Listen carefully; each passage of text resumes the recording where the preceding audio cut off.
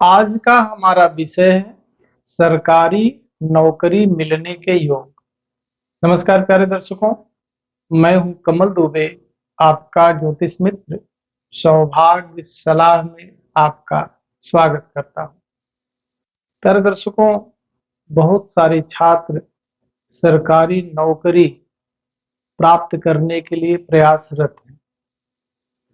हर व्यक्ति सफल तो नहीं हो पाता, तो कुंडली देख करके आसानी से यह समझा जा सकता है कि कौन व्यक्ति सफल होगा, किस व्यक्ति को सरकारी नौकरी मिलेगी और किस व्यक्ति को सरकारी नौकरी नहीं मिलेगी। बहुत आसान है इसको समझना।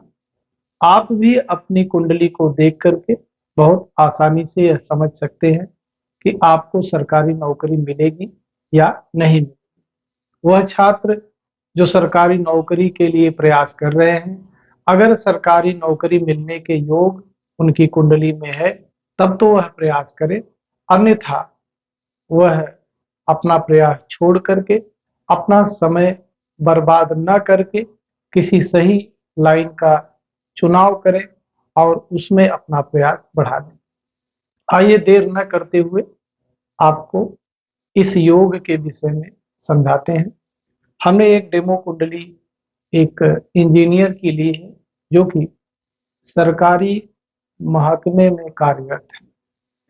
यह कुंडली आप देख रहे हैं मिथुन लग्न की कुंडली है। तो ग्रहों को एक्सप्लेन न करते हुए मैं सीधे मुद्दे पे आता हूँ। सरकारी नौकरी के योग को देखने के लिए 4 भाव को देखना जरूरी है। पहला भाव है आपका 10वां भाव, कर्म भाव, जहां से सरकारी नौकरी की स्थिति को समझा जाएगा। दूसरा भाव हमारा है चौथा भाव, क्योंकि यह जो चौथा भाव है यह सरकार का खजाना है। अगर किसी को खजाना सरकार से मिलना है तो इस चौथे भाव की तरफ भी आपको ध्यान रखना ही पड़ेगा। और उस खजाने की प्राप्ति है आपका 5वां भाव। तो आपने देखा कि 10वां भाव, चौथा भाव और 5वां भाव, लेकिन यह सब तभी मिलेंगे जब आपका संबंध छठे भाव से बनेगा, क्योंकि छठा भाव आपके कंपटीशन का भाव है, सरकारी नौकरी प्राप्त करने का भाव है। अब आपको जरा सा इस कुंडली पे ध्यान देना है। पहला नियम हमारा ये है कि 10वें भाव से संबंध शनि का बनना चाहिए।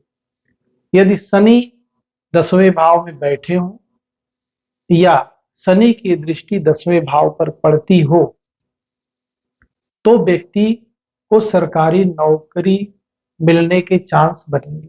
दूसरा नियम यह है कि चौथे भाव का संबंध छठे भाव से होना चाहिए। अगर चौथे भाव का संबंध छठे भाव से होता है तो आपके अंदर सरकारी खजाने को प्राप्त करने का कंपटीशन आपके मन में रहेगा, या ऐसा कह सकते हैं कि सरकारी धन को प्राप्त करने की इच्छा आपके मन में रहेगी। तो दूसरा आपने यह समझा। और तीसरे नंबर पे, चूंकि सरकारी धन सैलरी के रूप में आपको मिलेगी कि नहीं, यह 5वां भाव तय करेगा। 5वां भाव वास्तव में सरकारी धन आपके जेब में आने की स्थिति को दिखाता है। तो 5वां भाव भी मजबूत होना चाहिए, या 5वें भाव का संबंध चौथे भाव, छठे भाव, 10वें भाव या 5वें भाव से होना चाहिए। या तो मजबूत रहे, नहीं तो 5वें भाव का संबंध चौथे भाव, छठे भाव या 10वें भाव से बने, तब आपको सरकारी नौकरी मिलेगी और सरकारी सैलरी आपको मिलेगी। अब इस कुंडली में हम देखते हैं, पहले नियम को हम लगाते हैं कि शनि का संबंध 10वें भाव से होना चाहिए। शनि को ढूंढिए। शनि यहाँ 8वें भाव में बैठे हैं और शनि की तीसरी दृष्टि 1, 2, 3, तीसरी दृष्टि 10वें भाव की तरफ जाती है। इसका मतलब यह है कि एक कदम आप आगे चले गए हैं। अब दूसरी स्थिति यह देखना है कि क्या चौथे भाव का संबंध छठे भाव से बनता है। तो चौथे भाव का स्वामी कौन है? चौथे भाव का स्वामी है बुध, जो कि 12वें भाव में बैठा है और उसकी ठीक 7वीं दृष्टि छठे भाव पर आती है। इसका मतलब चौथे भाव का संबंध सीधे छठे भाव से बनता है। ये दो नियम आपने देख लिया। अब तीसरा नियम क्या करना है कि आपको यह देखना है कि 5वें भाव का संबंध चौथे भाव, छठे भाव या 10वें भाव से क्या बनता है, या 5वां भाव मजबूत रहता है। इनमें से कुछ भी होना चाहिए। अब 5वें भाव का स्वामी ग्रह है शुक्र। शुक्र स्व राशि बैठा है। एक नियम तो आपने ये स्पष्ट कर लिया कि शुक्र मजबूत स्थिति में है। और आपको यह जान के भी काफी आश्चर्य होगा कि जहां सभी ग्रह 12वें भाव में कमजोर बनते हैं, वहीं शुक्र 12वें भाव में जाकर के मजबूत बनता है। और तब और मजबूत बन जाता है जब शुक्र स्वगृही हो, अपने दूसरी राशि में, और दूसरे चौथे भाव से संबंध शुक्र का बनता भी है। तो यह स्पष्ट हो जाता है कि इन जातों को सरकारी नौकरी जरूर है। यह उत्तर प्रदेश गवर्नमेंट में इंजीनियर के पद पर इस समय है।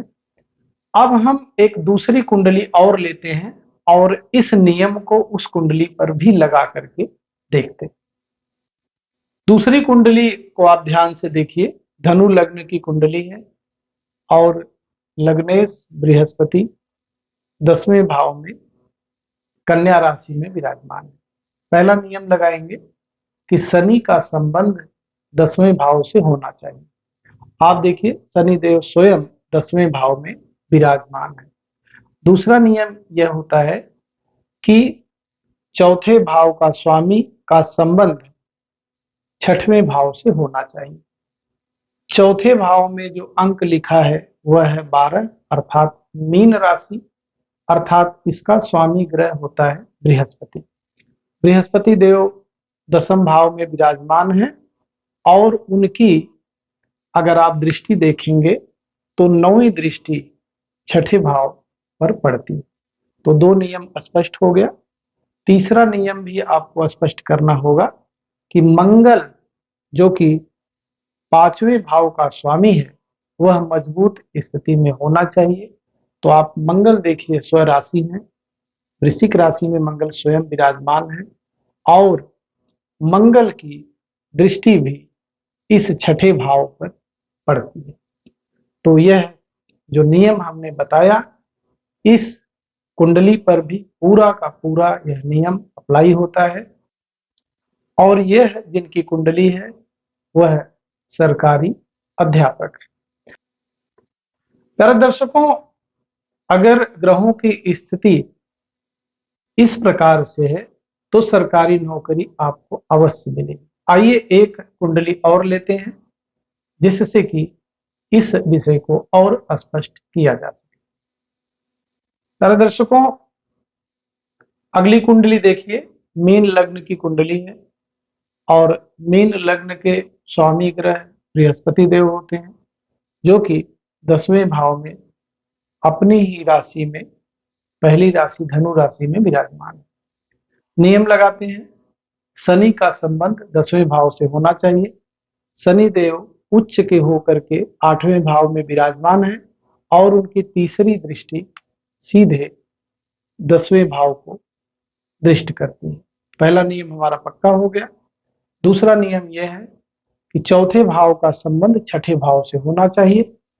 तो चौथे भाव का जो स्वामी ग्रह बुध छठे भाव में विराजमान है। तीसरा नियम यह है कि 5वां भाव बली होना चाहिए या उसका संबंध चौथे भाव, 10वें भाव या छठे भाव से होना चाहिए। तो 5वें भाव में देखिए कर्क राशि बनी है और चंद्रदेव स्वयं उसी भाव में विराजमान है। 5वां भाव हमारा बली हो गया। तो यह भी स्पष्ट हो गया कि इनको सरकारी नौकरी मिली। यह भी शिक्षा विभाग में ही टीचर हैं तो इस प्रकार से आप अपनी कुंडली को देखिए और जो हमने नियम बताए हैं उस नियम को अपने कुंडली में लगा करके देखिए। अगर यह नियम आपकी कुंडली में लगता है तो आपको सरकारी नौकरी के लिए प्रयासरत रहना चाहिए। देखिए नियम बहुत सारे हैं। यह जो मैं नियम बता रहा हूं यह प्रशासनिक अधिकारी बनने के नियम नहीं है, सरकारी नौकरी मिलने के योग है। सरकारी नियम में चपरासी से लेकर के प्रशासनिक अधिकारी तक की स्थिति को देखा जाता है। तो कुल मिलाकर के प्रशासनिक अधिकारी बनने की स्थिति को देखने के लिए और ग्रहों को देखा जाता है, लेकिन सरकारी नौकरी second stage, third stage, fourth stage तक की जो स्थिति है उसको आसानी से इस नियम को लगा करके देख लीजिए। अगर ऐसी स्थिति बनती है तो आपको सरकारी नौकरी अवश्य मिलेगी। फिर एक महत्वपूर्ण विषय पर आपसे चर्चा करेंगे। आप सभी दर्शक हमसे जुड़े, आप सभी का बहुत बहुत धन्यवाद।